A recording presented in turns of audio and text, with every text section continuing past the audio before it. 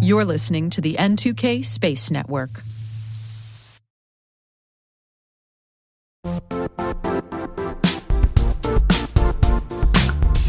Are you ready for AI in cybersecurity? Demand for these skills is growing exponentially for cybersecurity professionals. It's why CompTIA, the largest vendor-neutral certification authority, is developing SecAI Plus. It's their first ever AI certification focused on artificial intelligence and cybersecurity and is designed to help mid-career cybersecurity professionals demonstrate their competencies with AI tools. And that's why N2K's SecAI Plus practice exam is coming out this year to help you prepare for this certification release in 2026. To find out more about this new credential and how N2K can help you prepare today, check out our blog at certify.cybervista.net/blog. And thanks.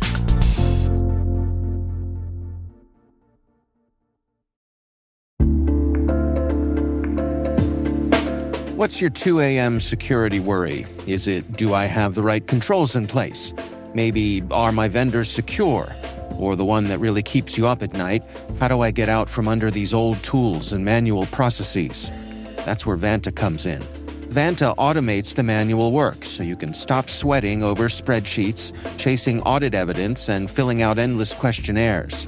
Their trust management platform continuously monitors your systems, centralizes your data, and simplifies your security at scale. And it fits right into your workflows, using AI to streamline evidence collection, flag risks, and keep your program audit ready, all the time. With Vanta, you get everything you need to move faster, scale confidently, and finally, get back to sleep. Get started at vanta.com/cyber. That's VANTA.com/cyber.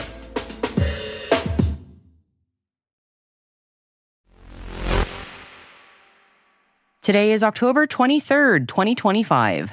I'm Maria Varmazis, and this is T-Minus. T-minus 20 seconds to LOS T-Drift. Go for deploy. Roger, roll.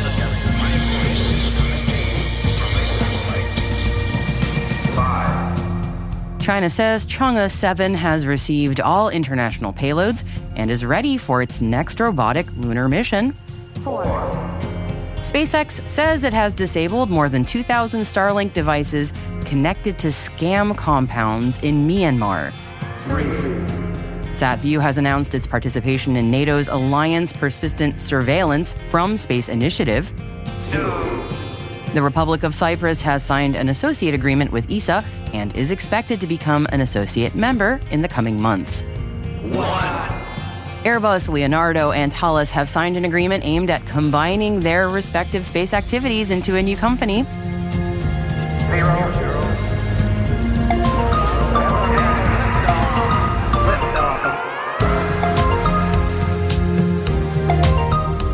Our guest today is Andy Koronios, CEO of the newly formed Australasian Space Innovation Institute. ASII was announced at the IAC this year, and Andy will be sharing his plans for the organization with us later in the show.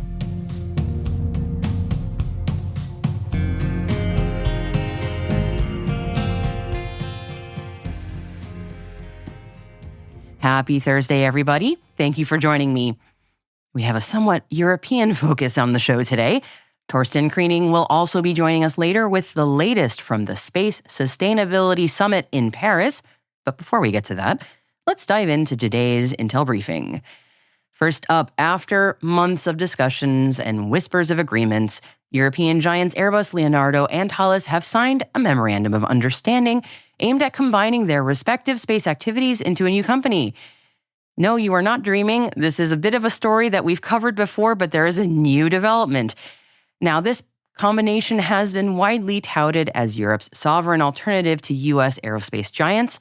Airbus, Leonardo, and Thales are aiming to strengthen Europe's strategic autonomy in space, a major sector that underpins critical infrastructure and services related to telecoms, global navigation, Earth observation, science, exploration, and national security. This new company would also intend to serve as the trusted partner for developing and implementing national sovereign space programs. Airbus, Leonardo, and Thales plan to pool, build, and develop a comprehensive portfolio of complementary technologies and end-to-end solutions from space infrastructure to services, but excluding space launchers. They say it'll accelerate innovation in the market in order to create a unified, integrated, and resilient European space player with the critical mass to compete globally and grow on the export markets. So, this agreement is just the first formal step in forming the new organization, which is expected to generate mid-triple-digit million euro of annual total synergies on operating income 5 years after closing. So, completion of this transaction is, of course, subject to customary conditions, including regulatory clearances, with the new company, fingers crossed, expected to be operational in 2027. Let's stay in Europe for our next story, as the European Space Agency is set to gain a new associate member. The Republic of Cyprus has signed an associate agreement with ESA and is expected to become an associate member in the coming months. Cyprus became a European cooperating state in 2017, and the island nation plans to proceed with ratification to receive associate membership by early 2026 during its presidency of the Council of the European Union from January to June 2026. And with Cyprus's ratification, ESA will have 4 active associate member states, and those would be Cyprus, Latvia, Lithuania, and Slovakia.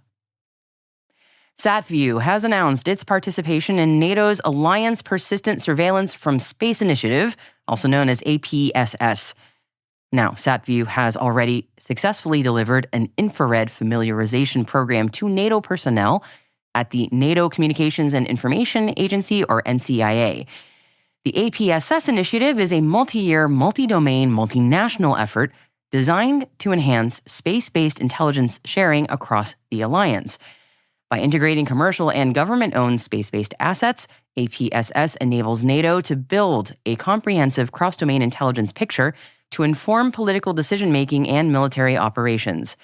The program is managed by NCIA, and they ensure that the data is collected, aggregated, and delivered at speed, providing decision-makers with actionable insights when they are most needed.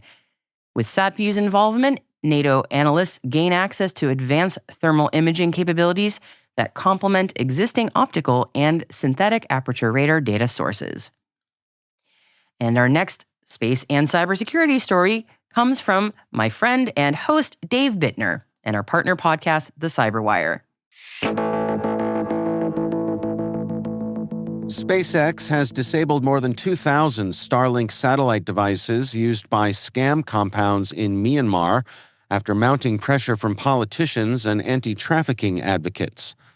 Lauren Dreyer, SpaceX's vice president of business operations, said the company proactively shut down over 2,500 kits near suspected scam centers and is cooperating with global law enforcement. The move follows reports that Starlink had enabled internet access for cybercrime operations near the Thai border, despite previous government crackdowns. Thai and U.S. officials, including Senator Maggie Hassan, had urged Elon Musk to prevent Starlink's use in human trafficking and large-scale fraud. Myanmar authorities recently seized dozens of Starlink devices in a raid that detained over 2,000 people at a major scam complex. While some operations have been disrupted, reports suggest new compounds continue to emerge despite ongoing enforcement. Thank you, Dave. All right, for our last story, let's head on over to China now. And could China beat America to become the first nation to find water on the moon? Well, the nation's space agency certainly believes so. And they've announced that the next Chang'e mission, Chang'e 7, has received all international payloads and is ready for its next robotic lunar mission. The lunar probe will be carrying instruments from Russia, Egypt, Bahrain, Thailand, Italy, and Switzerland, as well as the Hawaii-based NGO, the International Lunar Observatory Association. The mission is focused on studying the environment and searching for water ice near the moon's south pole. And Chang'e 7 is slated for launch in August 2026. Next year is going to be a busy one for the moon.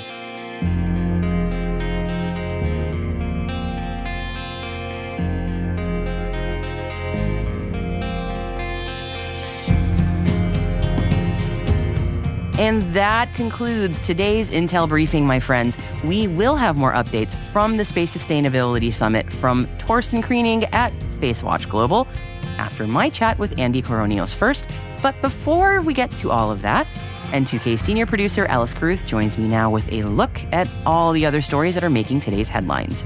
Thanks, Maria. We've included 4 additional links today in the selected reading section of this episode's show notes. They cover APEX's plan for an on-orbit space-based interceptor demonstration, financial updates from Iridium and Honeywell, and investment news from Venus Aerospace. Congrats to them. Those links, along with links to the original sources of all the other stories mentioned throughout the episode, can be found on our website, space.n2k.com. Hello, T-Minus crew. Whether you're tuning into T-Minus for the first time or for the 500th, we want to know what you think of our show. So yeah, how are we doing? You can tell us directly with our listener survey, as a matter of fact, and it only takes a few minutes to fill out, and you can rest assured we will be poring over your feedback. The link to the survey is in the show notes for you, and thank you.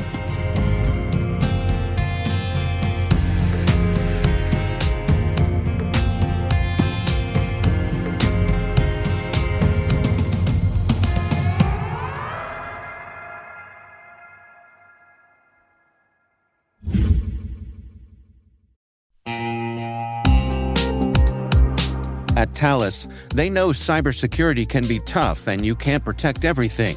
But with Thales, you can secure what matters most. With Thales's industry-leading platforms, you can protect critical applications, data, and identities, anywhere and at scale with the highest ROI. That's why the most trusted brands and largest banks, retailers, and healthcare companies in the world rely on Thales to protect what matters most: applications, data, and identity. That's Thales. Thales. Learn more at thalesgroup.com/cyber.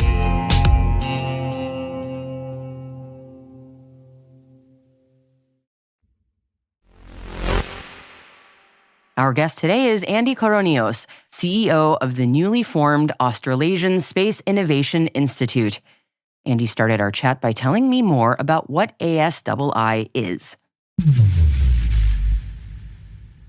The Australian Space Innovation Institute actually is based on an idea that world-class research really only matters when it makes a difference on Earth.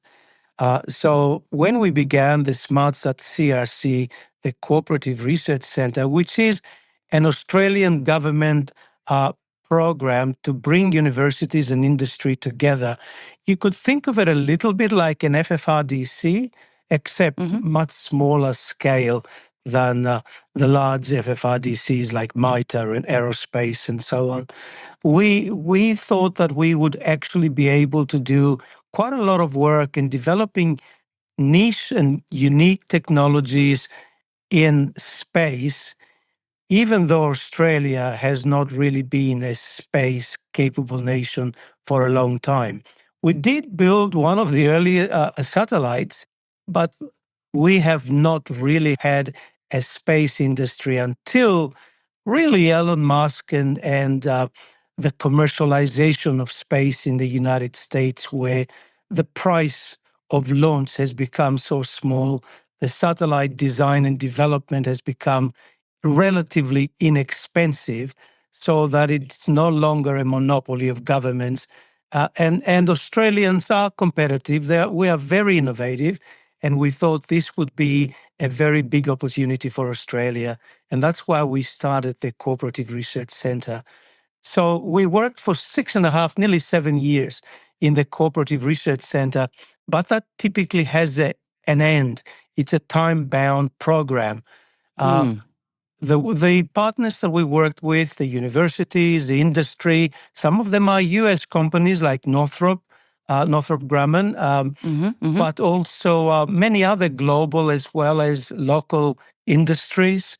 Those partners, and of course our government, we do work for defense and other government departments, those thought that in fact we would want to have a permanent entity that has the same role. And that's very much around translating satellite technology bringing AI and advanced communications into real-world impact. So our tagline is "Make Space for Earth." We want the space technologies to be applied in agriculture, in disaster management, in securing our nation, and of course in helping isolated communities, because Australia is very big.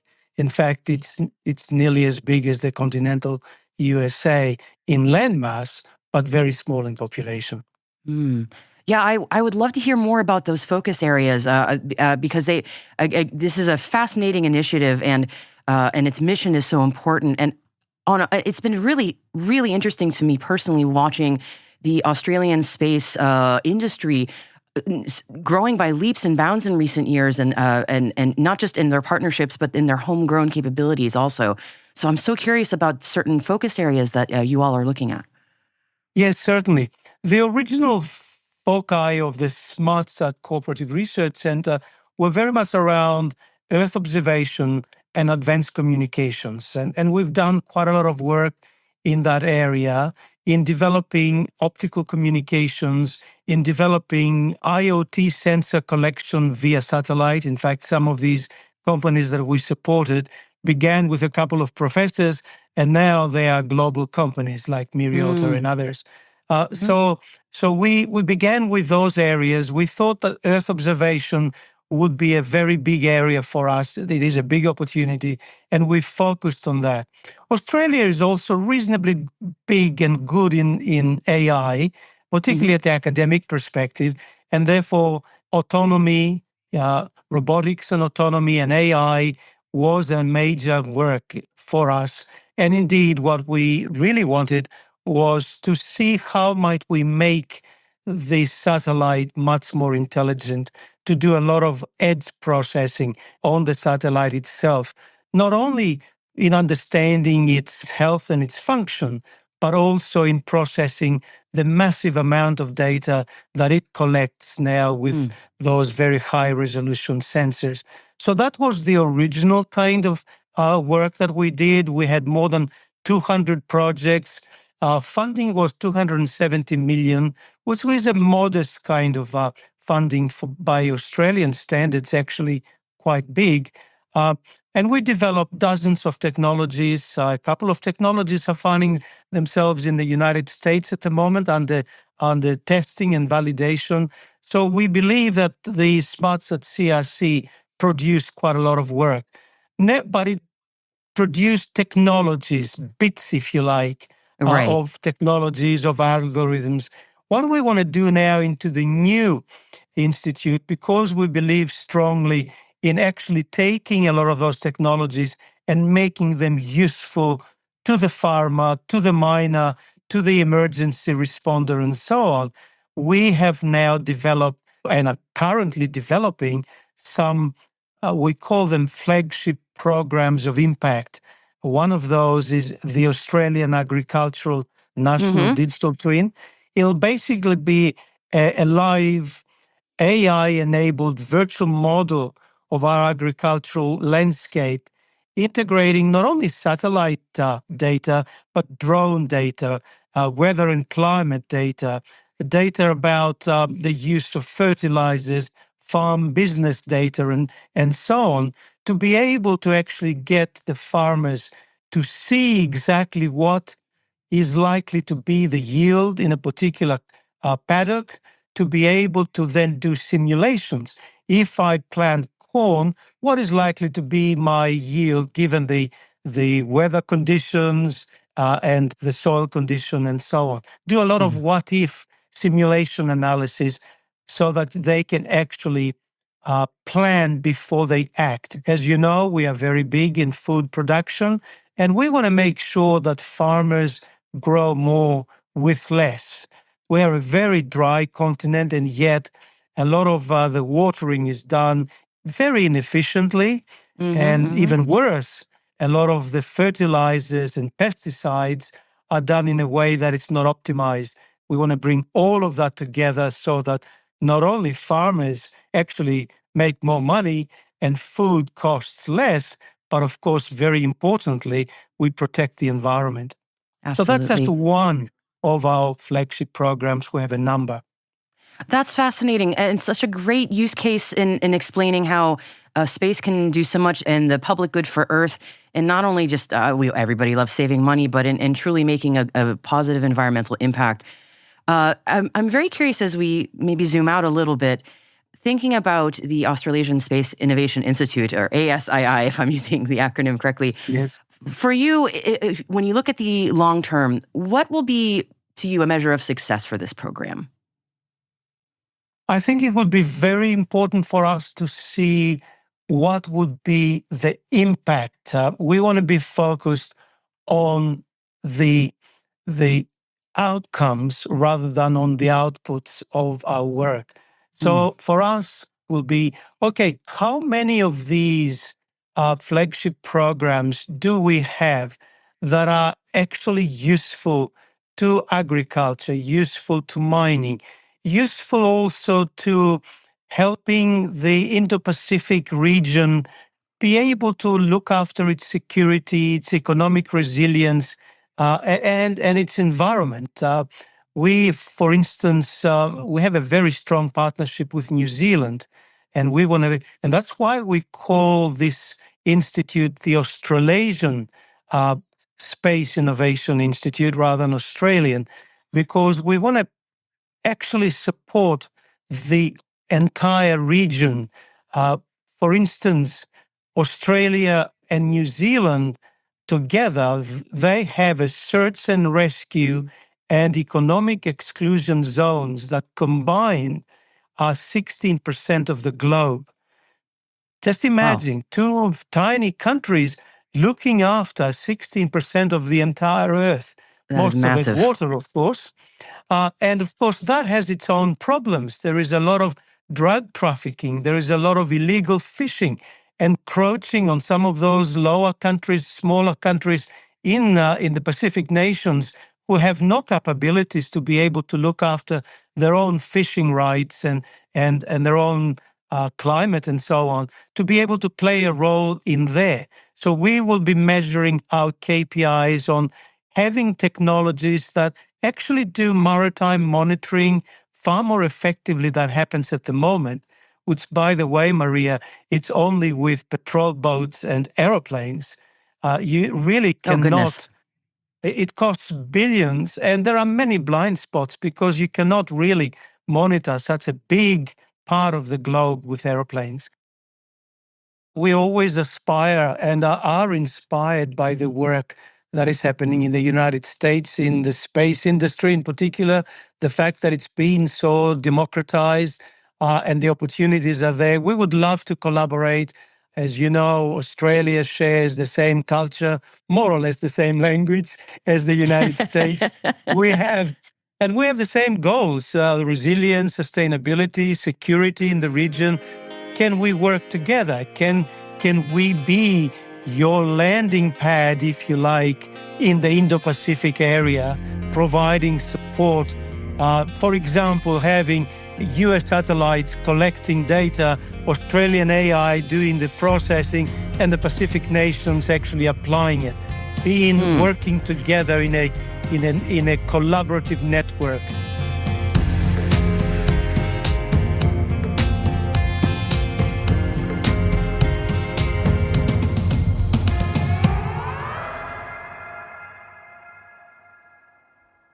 We will be right back.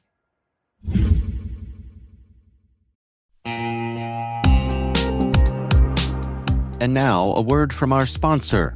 The Johns Hopkins University Information Security Institute is seeking qualified applicants for its innovative Master of Science in Security Informatics degree program.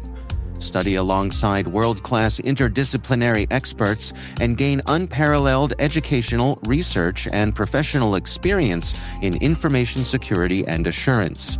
Interested U.S. citizens should consider the Department of Defense's Cyber Service Academy program, which covers tuition, textbooks, and a laptop, as well as providing a $34,000 additional annual stipend. Apply for the fall 2026 semester and for this scholarship by February 28th. Learn more at cs.jhu.edu/MSSI.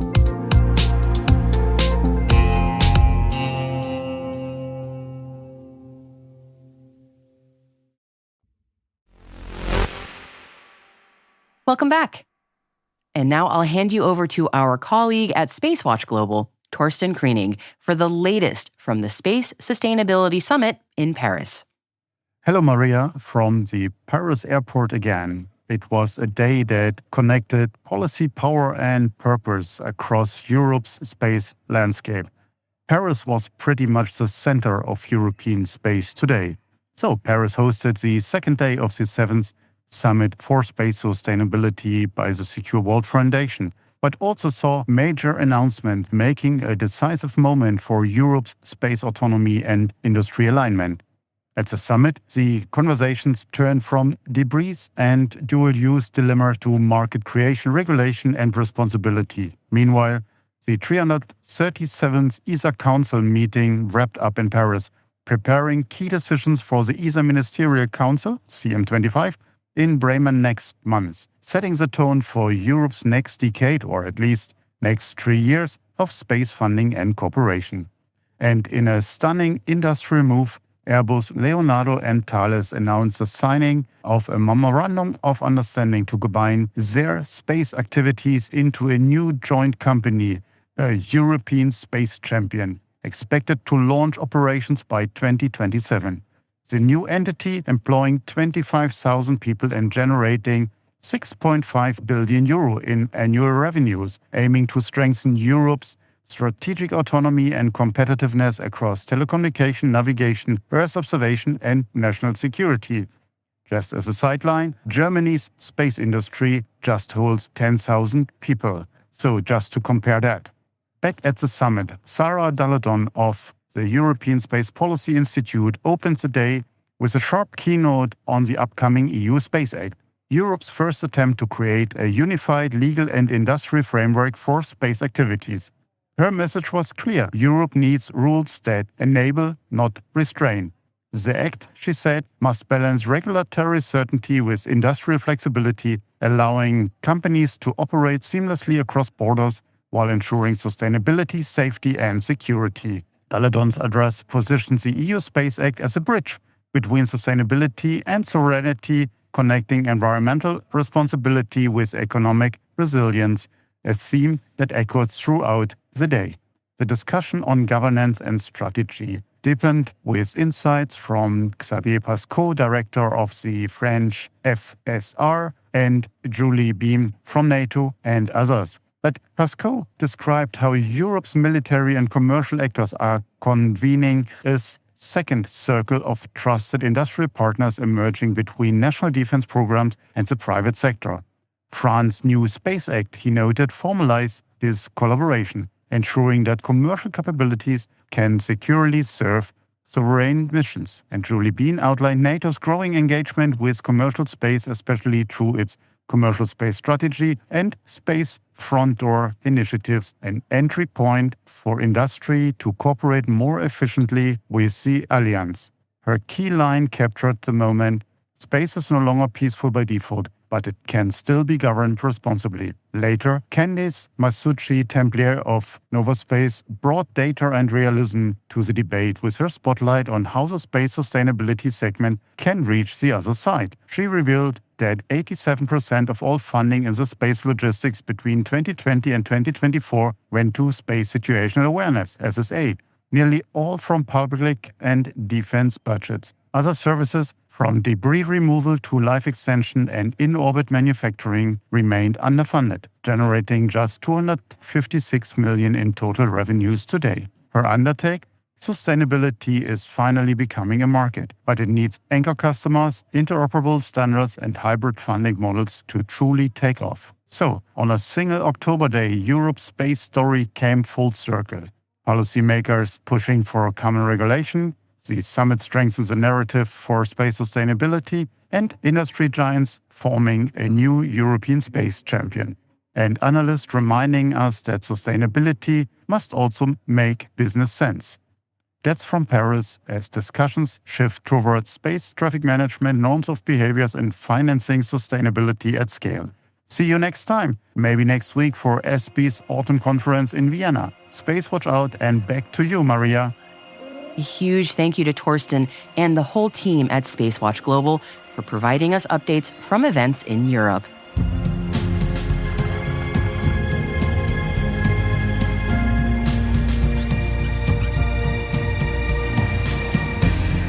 And that's T-Minus, brought to you by N2K Cyberwire. We'd love to know what you think of his podcast. Your feedback ensures we deliver the insights that keep you a step ahead in the rapidly changing space industry.